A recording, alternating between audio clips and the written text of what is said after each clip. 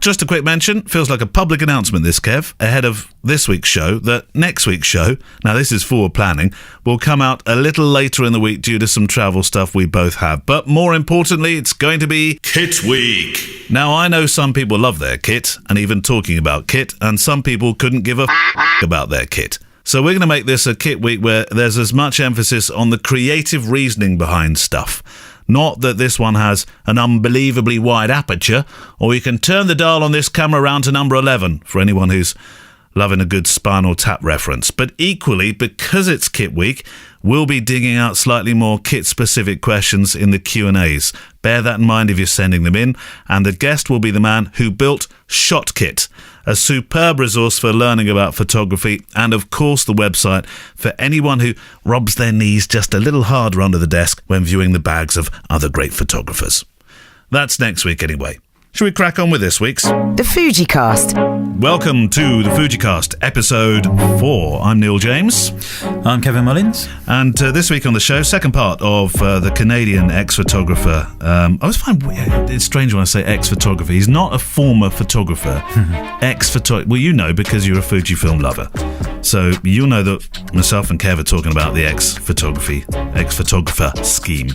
But Patrick Laroque will continue that road trip that he was making across Canada.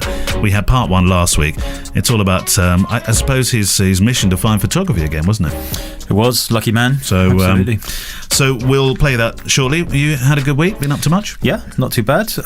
Just come back from a couple of days up in Edinburgh doing some street photography, which was great. Good. I love Scotland. Always cold. Always cold, and it's such a beautiful place, Scotland, Edinburgh, and beyond. I just, even though I'm from Wales, I have to say I think that the Highlands of Scotland are the most beautiful part of the United Kingdom. Yeah, and I have very fond memories of Scotland from my time in broadcasting, and they gave. I did a roadshow in. Now I have to say this very carefully.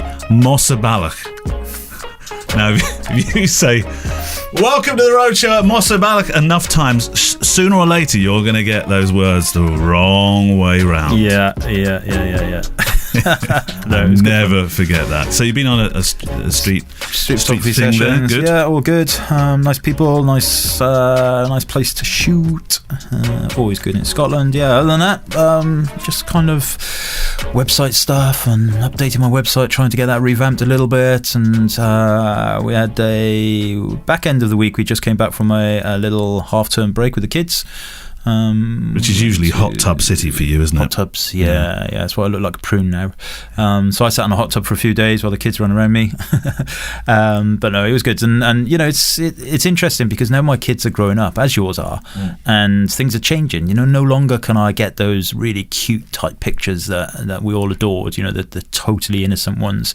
Because now Rose especially, she's more, she kind of looks at me and sometimes she does the kind of two fingers, kind of, not rude two fingers, but the whatever you would call that, the kind of it's the Asian two-finger selfie thing, isn't it? Yeah, that's where it became famous. Yeah. And she walks around the house with a with a little hat on and stuff. She's a proper little woman now. Bless her, and I love her. I absolutely want her to grow up independently and find her own feet. But I do miss that kind of cuteness. Start sharpening that chainsaw because very soon she's going to be bringing those boys home. Sit down, lad. Let's have a chat. I'm not even. My mind's not even in that place. I've got to get over them. You can set the dogs on them. Yeah. Oh my god! Don't talk to me about. Sit down. Let's talk.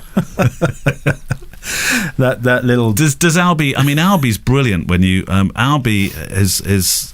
Obviously Rosa is, but Albie is often in your holiday pictures because he's got 1,000,001 expressions. Oh, he's great. He's a real little character, he's and also I think because he's grown up 100% with me and my photography, and I've encouraged them to do it, and I've got them cameras and all kinds of stuff. So I think he understands it a little bit more than Rosa, to be honest with you, because when Rosa was born, I was only just starting out with this journey, and it was a little bit different. So Albie, for him, it's he's always known me as a photographer, and traveling and doing this and doing that, and and whatever. That's always been it. So I think that he's he understands it. He gets it a little bit more. Does he have any social media channels like Instagram or anything, or have you kind of steered them away from that? No. So Albie, no, he's still only 6 years old. When's the right time for kids to get Instagram? Man, Parental question. Personally, I like to say never. No, I know, because I know. Is it Jack? You miserable thing. Set the dogs on. Go on, miserable dad. I know.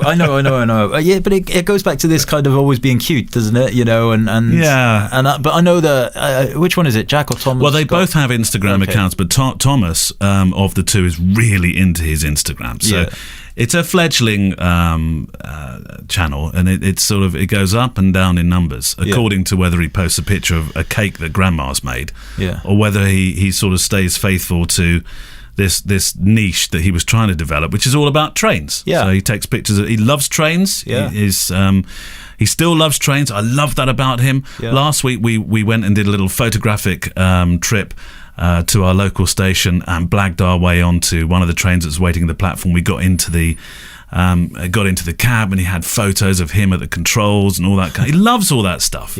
Good for him. That's great. And he's always looking for subscribers. So Bub's Pictures is his Instagram handle. Go look for him. It's a channel about be nice, play nice. but I don't know. I think I actually think that they're going to come up at some stage very soon wanting their own social media channels, and they've grown up actually in a house where they've listened and had to appreciate the fact. I mean, I know you have compared to me, you have a massive YouTube presence. I mean, your subscriber numbers are 22,000 at the moment? 22 and a half, something like that, So I know it's not as huge as somebody like a Peter McKinnon or a Casey Neistat and so on and so forth, but it's still, that's a sizable chunk. That's a good chunk of a football stadium. I mean, that follow you. It's interesting if you think about it like that. I mean, I don't think about it like that. So they've grown up with it. So and I've got only 4,000, so it's just about to tickle onto 4,000, and they've grown up with the comments and the abuse and the negative side of it, as well as seeing the positive side of it. And is that what you're worried about? No, you know what? Instagram actually is a very benign platform, I think, in that respect. It's good. I like Instagram. It's the other elements of social media that I worry about. But on that point, it's really interesting, because I think by the time that our children especially get to kind of mid-teens, I think that bubble will have burst, that the horribleness that exists in some cases, I think that will go away, because schools, like our children, have a lesson every week, and bearing in mind they're in primary school, about online social practices, security, safety, bullying. That's a great idea. And I think that will kind of fade into society, that kind of power of it, and people will understand more that it's just not nice to be cruel. I mean, my kids, you talk about this, the YouTube following. All my kids want, they're like, Dad, when are you going to get 100,000 followers? And I'm like, well, party. Never, probably. No, not true. It's I've noticed it creep up in the last year. Yeah, it's crept up in the last year. So by my reckoning, I'll be about 135 when we get to 100,000. However, they're only interested because they want the little silver plaque. They want the silver plaque in the frame. Yeah, that's all they're interested in. They're going to fight over that then. Yeah. Who's going to have it? The dog, probably. Bloody thing. The dog. We love the dog. Talking of photos, and I'm going to try and sort of dampen down the laughter, because I wanted to draw you to a book by a guy called Tom Stoddart. He is a phenomenal photojournalist and one of the British greats still alive, and still young, Tom, if you're listening. And his work, and this particular book that I've got here is Eyewitness, and it's famine. I mean, they're not comfortable pictures necessarily, but to have look at who wrote the foreword. If you can hold that page open that I've asked you to hold open, look who wrote the foreword. This shows you how potent Tom's photography is. It's worth getting this book, Eyewitness. Sir Bob Geldof. Mm-hmm. I mean, could you have any... When it comes to talking about famine, Africa, the problems on that continent, I can't think of a more fitting person to write that forward to a book. Absolutely. But the page I held open for you there, and I'm very, very fortunate. And talking of YouTube, it does all sort of dovetail in this, because my film about Tom Stoddart is on my Neil James Photo YouTube channel. And Tom, I think he might talk about this particular image. But there's an image that haunts me. There's two images of Tom's that haunt me. One of them isn't in the book. Maybe we'll talk about that in a second. And this one is in the book. And this is a young African lad who'd collected grain or something in a bag, and you can see his. I mean, the malnutrition in this lad is unbelievable. It's one of those, I don't want to use the word atypical African malnutrition pictures, but it is in that respect. I mean, it's a wretched child that there should be no hunger like this in the world if it was a perfect world. Mm-hmm. And then Tom recounts this story as he's taking or making a picture of this child who's crawling across the floor with this bag. He can hardly walk. Along comes a more well-dressed lad who's obviously not malnutritioned, and he's dressed in white robes, and he literally steals this bag from this child and walks off with it. And I asked Tom at the time, I said, as a photojournalist, do you not feel inclined to say, "Oi, no," and go and grab that bag back? And his answer was, you can't do that. You can't interfere. You can empathise, you can sympathise, but you can't solve the world's problems. Which I thought was it's a potent picture, that, isn't it? Mm. I'll ask Tom and see if we can share that one on the show notes, with a link to the book as well, because it's worth checking out Tom Stoddart's work. The other picture which affected me was he made the picture of the Pan Am airliner that was side down in a field near Lockerbie, the Lockerbie disaster with the aircraft that was blown out the sky, and he happened to be closer to the area, I think, and he was able to get to Lockerbie reasonably quickly, and he took a photograph of the aircraft, the nose cone that was actually opposite a graveyard, and he was behind the graves across the road, and he took this photograph of the airliner with its nose cone, and there's a ghostly figure because he had to shoot. It was low light, it was early morning, and he shot this on a very low shutter speed, and you see this policeman walking across. It looks like it cuts a ghostly figure in front of this airliner. It's just and I remember seeing that picture as a lad. I had no idea that years later I would be sat in the same room as a photojournalist that made a picture that probably impacted me most as far as photojournalist pictures have ever affected me. That was the picture that was on the front of all the papers, wasn't it? Mm-hmm. It was his image. It was a well-documented picture. Do you have an image like that that's affected you? I mean, I know both of us didn't start our lives turning out expecting to be photographers. I was in radio broadcasting. You were in IT. Mm-hmm. I don't think I have a specific picture, but I definitely, even though I had no knowledge or interest as such in photography, I always used to, my parents had the Sunday Times, and it'd be the Sunday Times magazine. The pictures in there, especially, actually in a couple of weeks ago in the Sunday Times, they had another article, a Don McCullen article, and it's actually about his exhibition that's coming up. Yeah, which is in. We should go and see that. We should go and see that together. Yeah. Those kind of things were ones that I would gravitate towards, but not necessarily. I don't specifically have an iconic picture of stuff. Anyway, what have you been up to? We never really. Well, I'm super excited. I'm going back to Gambia. I know I mentioned this last week. The bags have been packed for weeks. Well, not really. Did you get them down to 5 kilograms? No, it's 8 or 9 I need to get down to. 10 is the limit, but I always shove something else in there, so I always try and aim. When I get on an airliner, do you have that fear when you get on an airliner with your luggage that they're going to say, ladies and gentlemen, we need a few more bags to go in the hold? And I'm thinking, no, don't you dare. Yeah. I don't. Yeah, that's my biggest fear travelling on airliners is this noise. Yeah, because that is always the do up your seatbelts. Yeah. Oh no, and there could be just somebody asking flatulence coming, or rather turbulence coming. Yeah, I'm not a big fan of flying either. I must admit. Have you ever pressed that button? Yeah, I've never pressed that button. I'd be too nervous you have pressing to do button. that to get your gin and tonics and stuff. That's how you That's get if it. you turn left. I don't. I turn right. Totally different way of flying. So I'm super excited about that, and I'm filming some interviews on behalf of a foundation across Africa that look after the pharma companies.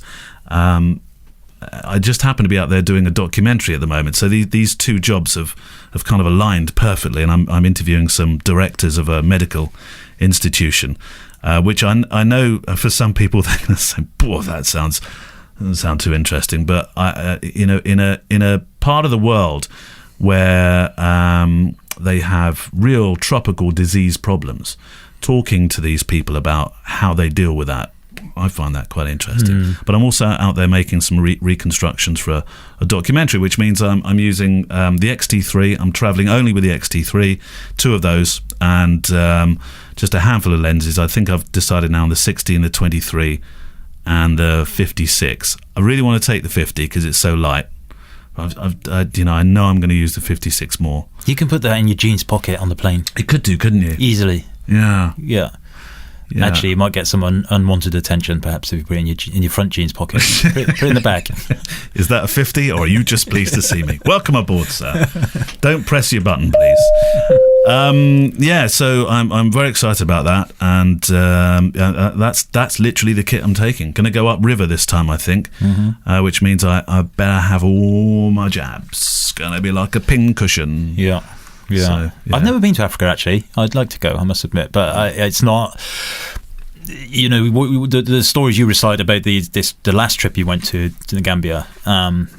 Whilst I totally understand that it's it's exciting for you and it's it's work and everything. In my mind, it's not somewhere that I would ever think.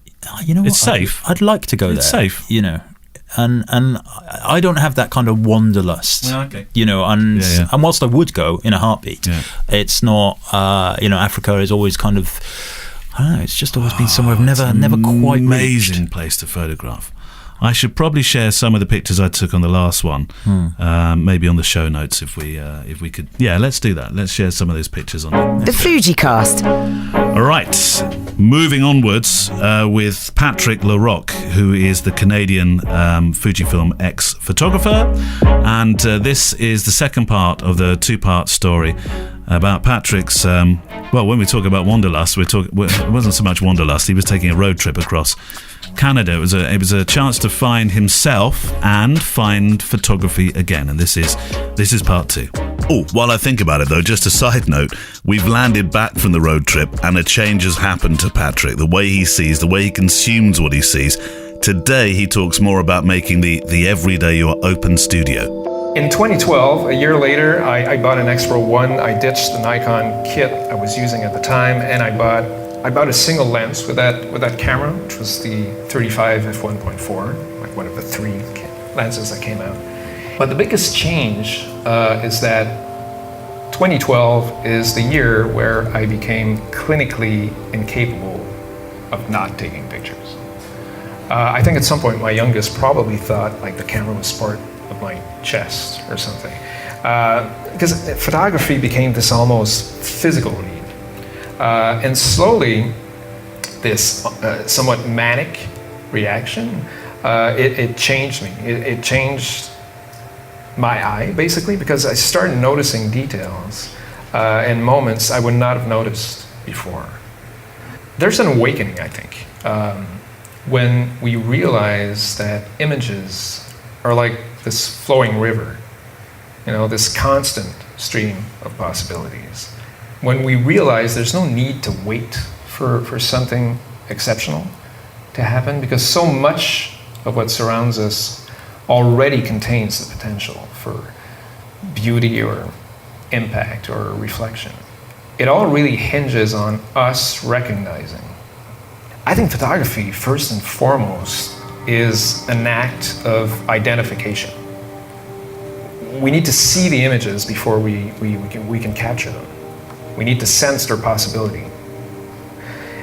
But it's not easy, I think, to notice possibilities around us, in a cup of coffee or a chair or while we're stuck in traffic. Because our brain works against us when it comes to normal circumstances. right? I mean, our brain tricks us into mostly noticing what's new and out of the ordinary. And this is probably like an old biological defense mechanism, so we can identify threats in the jungle or something. But that's what happens. And when we're at home, surrounded by what we know and the people we love, unless we're doing something special, chances are we won't pick up the camera and aim it at the kids watching TV or a houseplant or a desk lamp, even if it happens to be visually interesting, because we tend not to see it. When I was a kid, we would sometimes spend a couple of weeks in the US during our summer vacation. This was before Trump. Back when we were all friends, and sorry, but yeah. And we'd drive there, usually to Maine, and I have this incredibly vivid memory of crossing the border and immediately being really, really excited about how different everything looked. And I remember like saying this to my dad and him going, yeah, sure, yeah. These were the exact same trees, and they have maple trees in Vermont, right? It's not, but just knowing we were in another country placed me in a state of mind where I could notice what was around me. And that's why traveling is so enticing to us as photographers, right? Because it's like kick-starting our eyes, basically. When we travel, everything seems worthy of our attention. We'd shoot doors and sidewalks and cars, and all of it will seem worthy of like a big IKEA frame in the living room. And it might be. But the trouble is that, if we're always waiting for Paris or Rome, unless we're Roman, chances are we're missing out on a hell of a lot. Dan Winters, so you guys know Dan Winters? He's an American portrait photographer.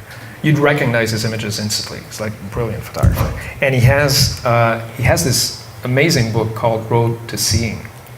And on the back cover it reads, I now find peace in the realization that millions of potential masterpieces happen each moment the world over and go unphotographed.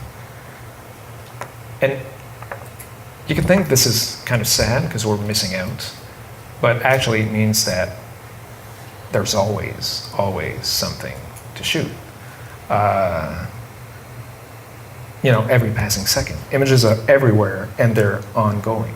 I think the trick is to allow the ordinary to bleed into the extraordinary.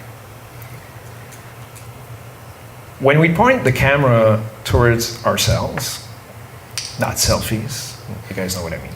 I think we're kind of learning to accept and incorporate a certain form of intimacy. And it's like opening the floodgates, because if we train ourselves to do this, it will eventually seep into our work. We'll recognize this intimacy elsewhere as well. And it will transform how we look at the world, I think. It's like penetrating the outer layers or punching through the surface. Which is why I think personal work is so interesting, so important, I mean. Because it allows us, for one, to experiment without consequences.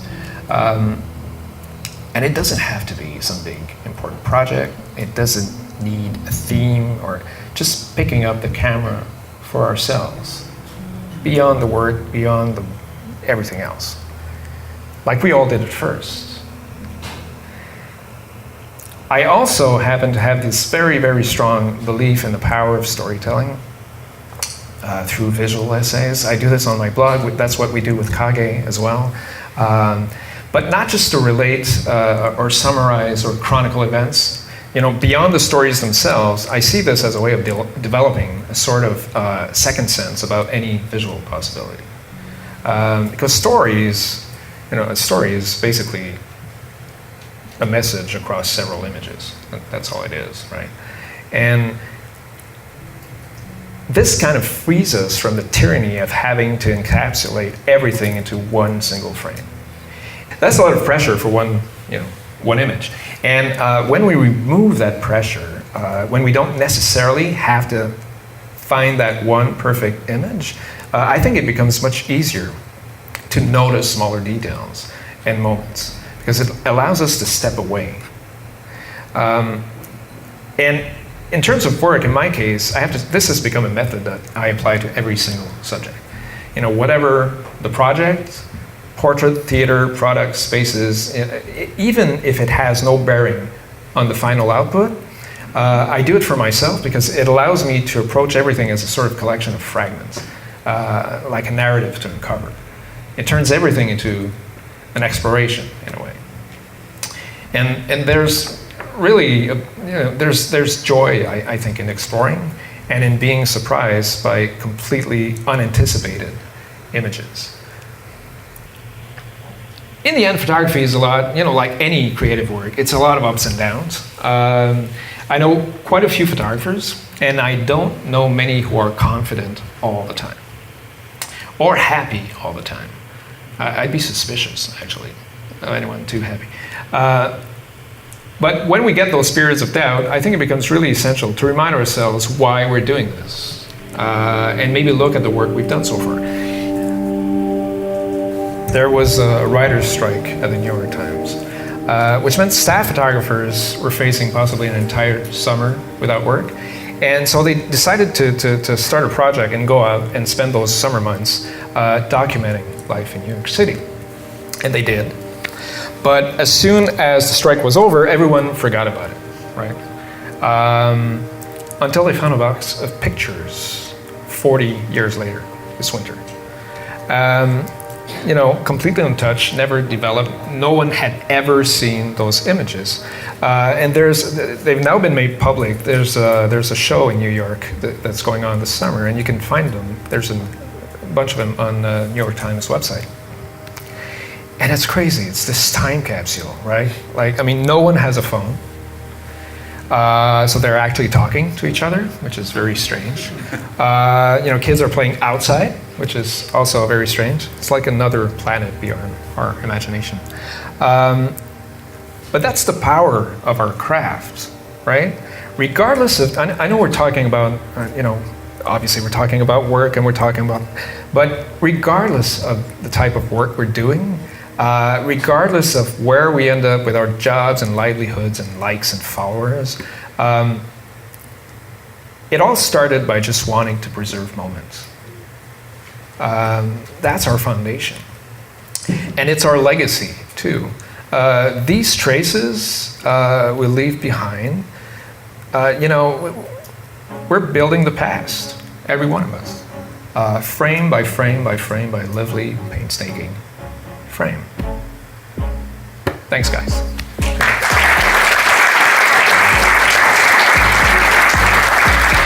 Thank you to Patrick Laroque for that insight into his life, his road journey and his discovery and falling back in love with photography again. Thought that was, I really enjoyed that. I really enjoyed his talk. He was an amazing speaker. Yeah, he's such a good guy. He is such a good guy. And I say that with a whole load of jealousy. These pictures are so good. I hate him. It was really nice we spent some sociable time with him and Facundo Santana as well, the Argentinian photographer. It was really great fun. We took them down to Brighton, didn't we? We did, yeah. And took them to have some ropey fish and chips on a pier. And showed them proper British seaside weather. It was, wasn't it? It was blowing a gale. Vertical rain. Don't think they cared. They took some great images, didn't they? Yeah, of course they did. Of course they did. Because they are Patrick Laroque and Facundo Santana. Yeah. I mean, look, even the names. Patrick Laroque, Facundo Santana. I know, they're not their real names. We've got Neil James with the funny E. And then the funny E. Kevin. Yeah, set the dogs on them.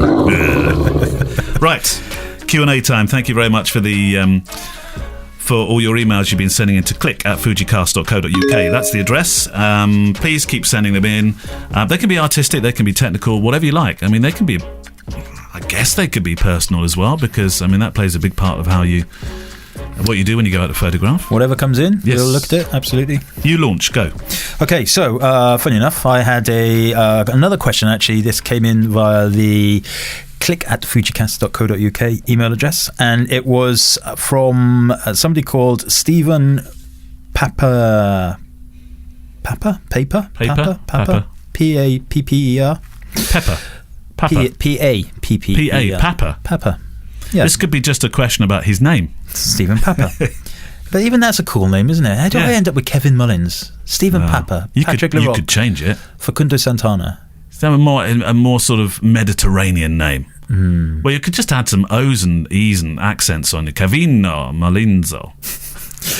Yeah. Italian. Yeah. Alter ego. Anyway, the question was, how do you get destination weddings? Yeah. And I actually got into a little bit of an email conversation with Stephen, and I asked him how long has he been shooting, and does he is that what he wants to do?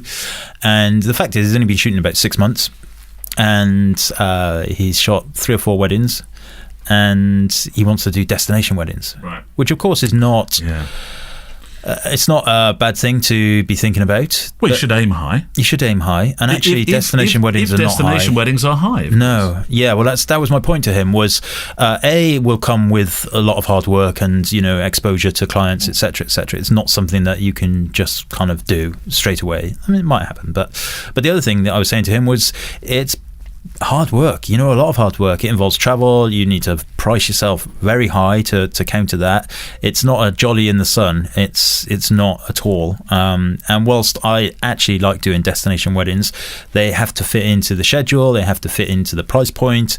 It needs to be in a location that's reasonable. It can't be it's for example, I'm not likely to be that interested in doing a destination wedding in inner city, I don't know, kind of Christchurch in New Zealand. Well, yeah, I don't know why that came to mind, but I'd love to go there. But that's a journey. Yeah, absolutely. But the fact is, we all get those of us that have been shooting weddings long enough will get destination weddings. And I hate the term destination because destination, to me, that's weird, just like abroad. Well, locally in Christchurch, their destination wedding would be a registry office in Swindon. Absolutely. Yeah, it's funny. And, I see a lot of websites where they have destination wedding photographer as their keyword and, they're really trying to rank for it and everything. And I can't imagine in any occasion does a bride go into Google and type in destination wedding photographer. I can't imagine it. She might take wedding photographer or British wedding photographer, Italy or something. I don't know. But anyway, that's totally beside the point. And the point was, you can do them. They're fun to do, and but they have to be taken on board with a lot of respect because there is a lot of time, effort, travel, everything else involved in it. It won't just happen. Nobody is going to come to Stephen having 2 or 3 weddings on his website and say, we really want you to come to Rome and photograph our wedding. It might happen, but it's unlikely to happen. So hard work, effort, graft, time. I was always keen for this podcast to be absolutely honest about stuff. And if I were being candid about a lot of the stuff I see online, because it's very easy, Stephen, wasn't it? Very easy, Stephen, to think, everybody's doing destination weddings. That's how the successful wedding photographers are. But there is, consider this. There's 3 words: smoke and mirrors. And a lot of people travel for next to no money at all. Okay, there will be exceptions to that case. Ross Harvey comes to mind, a superb photographer in the UK. Ross's work, there's no denying the quality of his output. But for every Ross Harvey, there are plenty that aren't earning whatever he's earning. They're perhaps earning maybe even less than they would if they were going out locally, because they want that because it looks good on online. And yes, it does help. When I had a client meeting last night and they said, we loved that wedding that you did in X. I'm thinking, it does look good. Yeah, but that's looking good to the client is far more important than looking good to other photographers. Ego is a big downfall in the wedding industry. It gets in the way of a lot of people's progression, I find. And and I'm quite vocal about that. It's everything that you put on your website, everything you do in your marketing, etc., etc. in my mind has to be about getting more clients. 1,000 likes on a picture, or the ego of bragging about having shot a wedding in such and such a location, bearing in mind they've made a massive loss but they're doing it just for the bragging rights, is commercial suicide. Simple. I mean, as you that. can have fun. There is the fun element to it, but consider this: you take a booking for somewhere close to the UK. Let's say France. Saturday, France. You're not going to be able to take, and that's in June. Saturday in June in France. You think that's fantastic. You can't take a Friday and you can't take a Sunday. Now, your business model may not be like that. Yeah. But a lot of photographers, they make hay while the sun shines. Absolutely. And you know, don't get me wrong, I'm not saying that people shouldn't do I do destination weddings. You know, this year I think I've got 3 that are abroad, and but it's all factored. It's all in there. It's not. I don't do it just for the sake of doing it. I do it because it will make me money, and I think that's kind of the important thing. Not for the rights to say I did it. Yeah. Kyle Bentley, any advice for somebody, this is really for you as well, Kev, to be honest, any advice for somebody starting out in street photography? Mine is a confidence issue, really. I've been using an X100T for my first steps onto the street. Great, cracking camera, perfect camera for that job. And I've made some nice images. But I'm struggling with people giving me that look when they think I've taken their picture. Also, what's the legality with taking pictures of strangers on a street? 2 questions there. 2 very important questions. Yeah, very important, and it's something very close to my heart, especially the point on the legality stuff. I kind of split this into 2, the legalities and the ethical elements of it. So legally in the UK, currently, at least I think this is still the case, you can take a picture of anybody doing anything in a public place. Not a child, though. Yes, you can. Can you? You can. You are legally allowed to do that. All right. That's why I'm very careful to say there's the ethical boundaries as well. And everybody is driven by their own personal ethical boundaries. So, for example, I typically wouldn't take a picture of anything that I would be uncomfortable being in that picture myself. So, I'm not taking pictures of homeless people or children, for example, unless it's part of a project or something to raise awareness, etc., etc. Not when I'm just generally out doing street photography for fun, for enjoyment. So, but that sadly will change. It's changed. Belgium, France, Spain. You cannot take a picture of anybody in public without asking their permission first.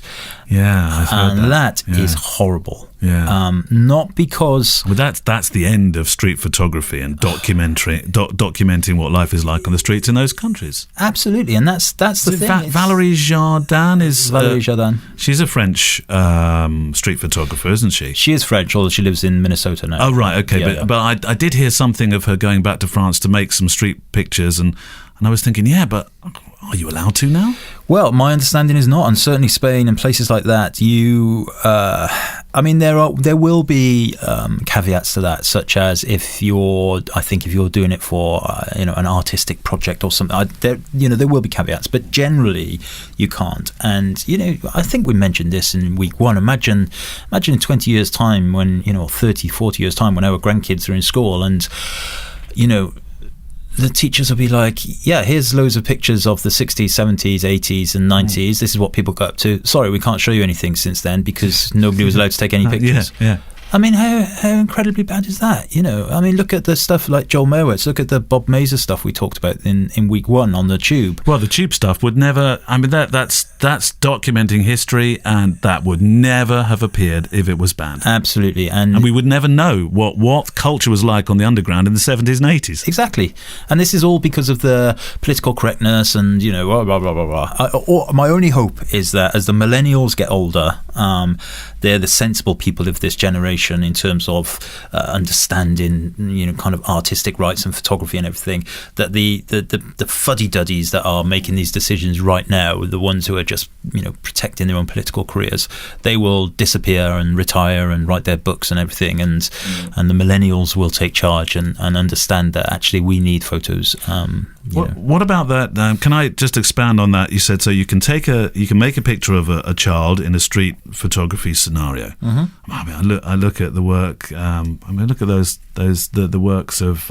His name escapes me. What's going on with me? The Bristol photographer, Magnum chap, Martin Parr. Martin Parr. Sorry. Yeah. Oh, what's going on? Yeah. A lot of his classic images of the seaside and all those kind of those images that he's very much associated with.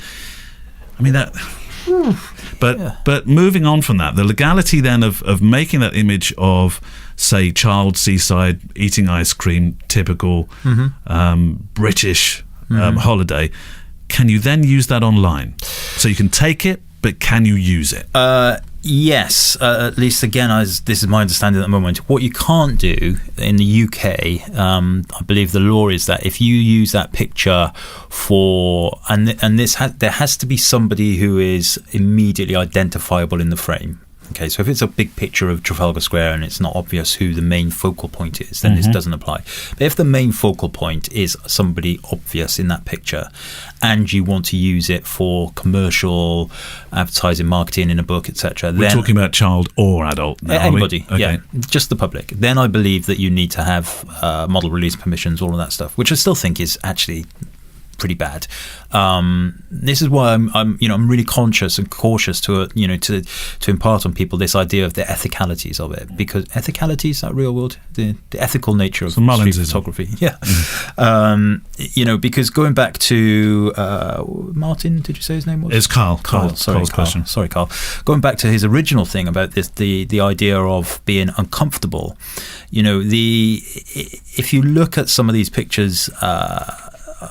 Let's just take Martin Parr, for example, and some of those older ones on the beach with the kids and everything. Martin has a very different approach, I would imagine, to most most street photographers that are out there these days doing general street photography. So, I don't personally think that actually, just kind of running into a scene, taking a picture and running away is a good thing ethically to do. That's my personal boundary. It doesn't mean it's right. Certainly people do different things different ways. Doogie Wallace would be an example of this. The guy that takes the pictures outside Knightsbridge stores. Yeah, absolutely. Bang! These pictures of people driving Ferraris or coming out laden with shopping. So let's just take Doogie Wallace, for example. Now, he's got an entire set of books. There was a BBC documentary, what's it called? About Harrods, wasn't it? The Rich I can't remember what it was called. Anyway, there was a BBC documentary about it. No, there is no, and literally he does what you just said. He reaches into their cars, take a picture of them, and then walks away. And there's no way that the people in those pictures have retrospectively been approached and asked, is it okay? So, remember that guy that you were really angry with that reached into your Maserati and really upset you? They're unlikely to have ever signed a release form. No, of course. And, it just wouldn't have happened. So maybe some, he says, trying to rescue himself in case Doogie's listening. But well, I don't know Doogie at all in any way, shape or form, but I would imagine that he would be quite vocal in terms of standing up for photographers' rights in that respect anyway. I've got loads of his books. The one with the Hens and Stags, Shoreditch Life. Yes. Amazing stuff. The Hens and Stags one in particular, yeah. And the thought of not being able to have that stuff available for us to look at, it just blows my mind. Anyway, so going back to Kyle, I don't suggest if you in terms of this idea of worrying about street photography, you operate the way that Dougie does for a start. But there are mechanisms of taking photographs with, I always struggle with this idea of trying to encourage people to take candid pictures, but also try not to look like you're some kind of stalker. So you can employ techniques such as zone focusing. You can shoot from the hip. You can you can just wander around with the camera to your eye these days. And the cameras are small. You've got flip screens, all of that kind of stuff. There are ways of not being concerned about it. And the absolute worst case scenario, if you're taking a picture of somebody, it's probably because you should be, because it's an interesting picture to take. Either the person is interesting to look at, or there's something interesting happening. Worst case scenario, if that person says, "Hey, did you just take my picture?" You say, "Yeah, you know what, I did. I love your hat, I love your hair, I love your teeth," or whatever. I'm doing a photo essay of all the people who hang around this street corner. And what you're doing later? Do you want to see a picture of it? I'll send you. Give me your email address. I'll send you a copy of it. It has never happened to me. Not once has anybody ever said, "Hey, did you take my picture?" Not once. There is a guy and his name does escape me. He's not particularly well known. It was just a feature I was reading. who takes a stack of nice business cards around with him. Yeah. It's obviously a street photography business card, and he says, and if anybody stops him, he gives them this card and says, I'm making this great project. I'd love you to be part of it. Why don't you look at my website? And that instantly floors everybody. Yeah. The other thing about this is that, and I get this a lot on my workshops, is that people street photography can be anything, by the way. It can be a portrait of somebody, or it can be, in a library. It can be. Doesn't have to be candid, does it? No, it doesn't. It's just a term. It's just a name. People seem to think it's a candid kind of expression only. I operate candidly, okay, but that's just the way that I do things. So often the people that I come across on, when I'm speaking to them about this, I'm really uncomfortable. I really want to take a picture of that person, but I'm really uncomfortable, by just doing it. And that tells me that actually what they're interested in is a portrait rather than a candid picture of that person. They want a portrait of that person. So my advice to them is just go up to them and say, hey, you know what? I really like what you're wearing, your whatever, your tattoos, your hair, your nose ring, whatever it is. Can I take your portrait? I'll send you a copy of it. I'm a street photographer. Yeah. Because understanding the difference between what you want to take and what you are taking is also critical. And there is absolutely nothing wrong with asking somebody for their portrait. It can still be classed as street photography. Well, there we go, Carl. That answers your question. If you'd like to send in your questions, it's click at fujicast.co.uk. Click at fujicast.co.uk. That's it for another week. Thank you very much for joining us. If you'd like to check us out on our various YouTube channels, etc., I'll let you go first. At YouTube, it's just search for Kevin Mullins, and on Instagram, it's Kevin Mullins Photography. And Neil James for me on Instagram, Neale, and Neil James Photo on YouTube. And of course, all these show notes, etc., you'll find on the fujicast.co.uk site. Thank you very much. We'll be back next week. Have a great week. Thank you. Enjoy.